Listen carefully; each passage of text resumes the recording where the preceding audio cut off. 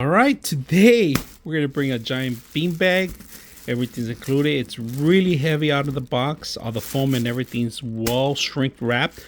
We're gonna unwrap it and see how it looks. All right, it comes in two pieces. All right, this is the main piece and this is the foam. This is the heaviest part of it. It's really over almost 30 pounds. All right, just to let you guys know, the memory foam has to be inside when you open it up. All right. So once you open it up and you get all the foam out, it's going to expand. All right, we're going to open it up. First time, use the scissors on the corner and let it expand. All right, we're going to go ahead.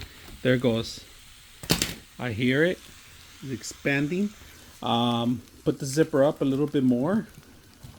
And then you could cover it up. And then once it's done, I'm going to go ahead and cut this through and get rid of the plastic.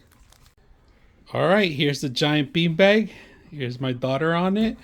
It's huge. It's still expanding. It's going to take some time for it to expand even larger, but you could shape it as you want.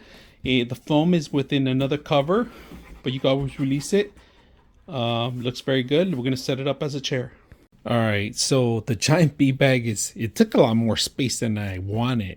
You're gonna have to shape it up. It does have a side pocket for your actual iPad or phones, but in reality, I couldn't find it. But this thing is very comfortable. I actually take a lot of naps in here, but it takes the majority of the space. This is my dog's bed. He doesn't like it because he's right there.